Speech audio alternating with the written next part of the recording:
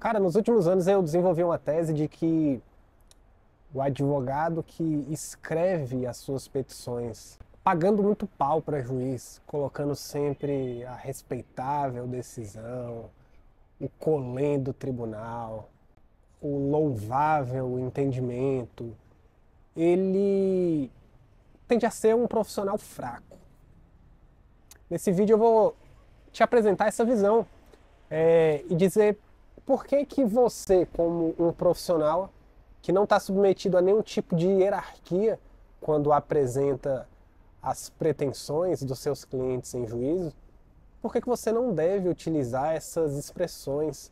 Por que que você deve se colocar numa posição de igualdade e não de subserviência?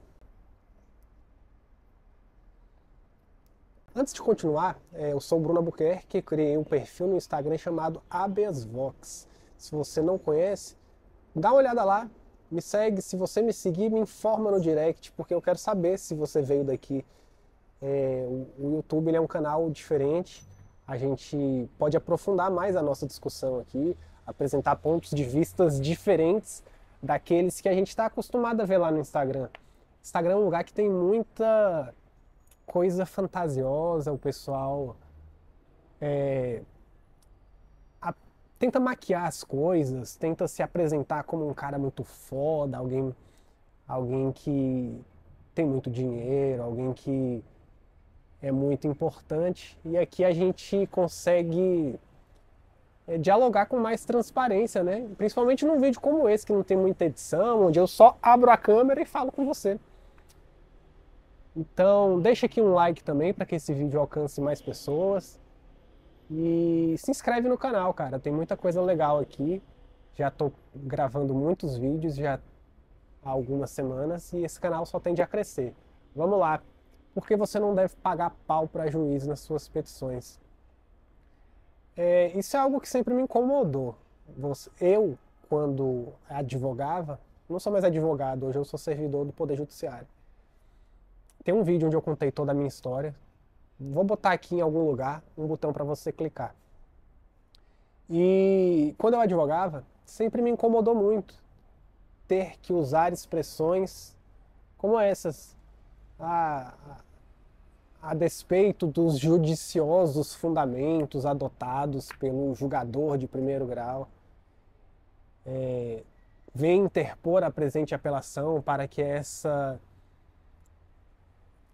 colenda corte, este egrégio tribunal, esse tipo de linguajar, além de ultrapassado, ele evidencia uma posição de subserviência do profissional da advocacia em relação ao não só ao juiz, mas ao próprio Estado juiz, que no fim das contas está ali exercendo uma atividade com monopólio, né? Porque somente o Estado, na figura do Poder Judiciário, pode resolver conflitos e detém ali a sua força coercitiva para fazer valer as suas decisões. Então, beleza, feito esse parêntese, você, quando se apresenta como um advogado e leva essas pretensões a conhecimento do Estado juiz, seja em primeiro grau, do juiz ali singular, seja nos tribunais, para desembargadores ou para ministros,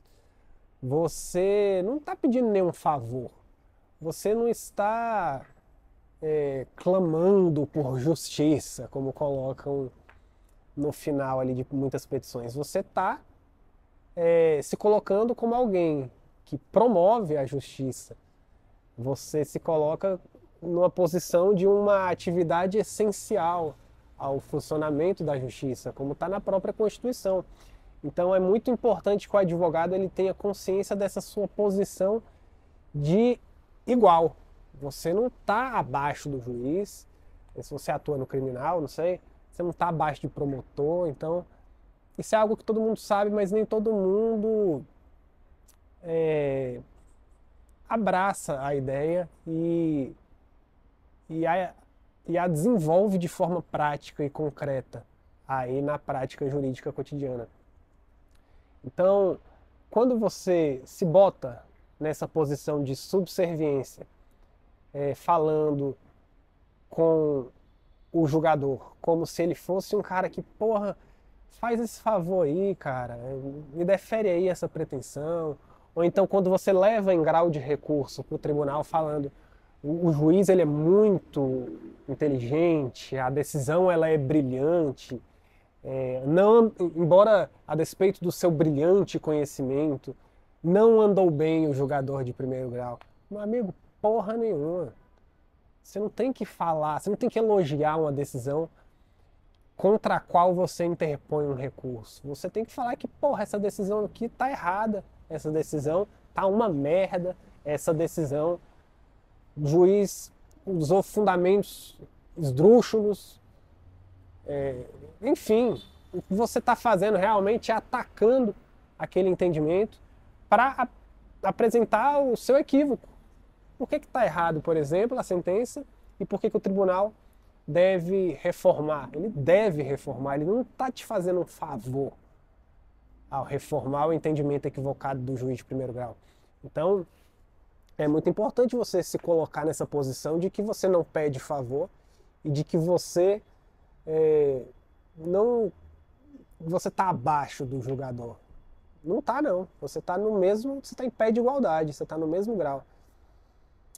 E isso é manifesto principalmente em petições, quando você escreve atribuindo esses elogios que o professor Antônio Gide, na sua obra, que já é um best-seller, já é o melhor manual sobre redação jurídica do país.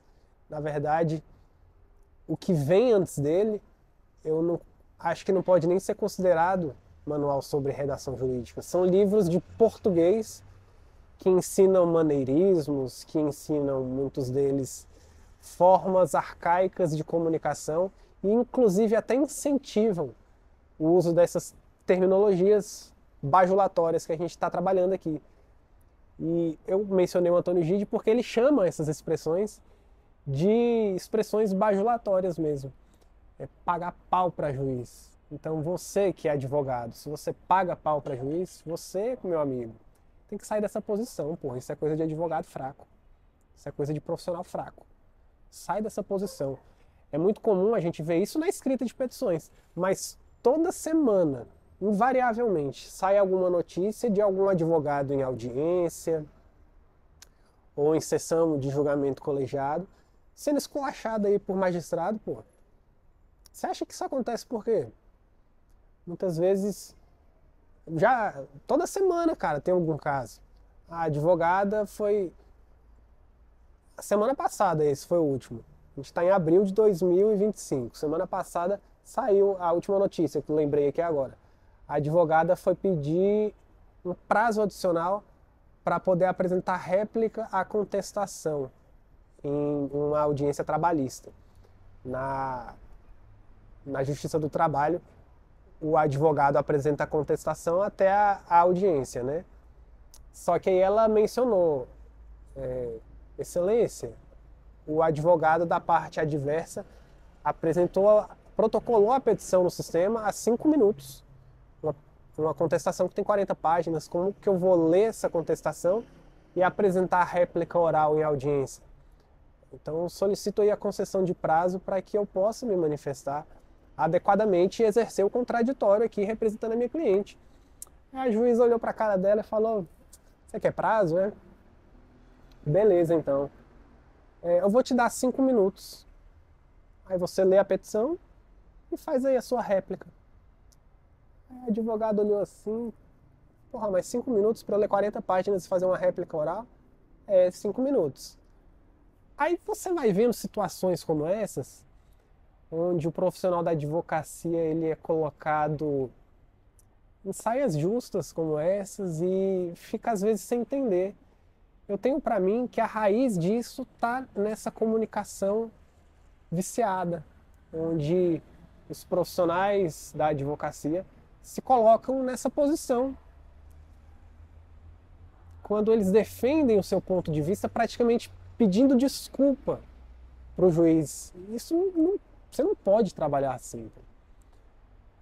É muito interessante quando a gente vê situações como essas, onde o julgador tenta esculachar ali o profissional da advocacia e o profissional da advocacia não abre. O cara se bota ali, questiona cerceamento, você tá, vamos, eu quero que isso conste em ata, enfim, e exerce realmente uma atitude mais combativa.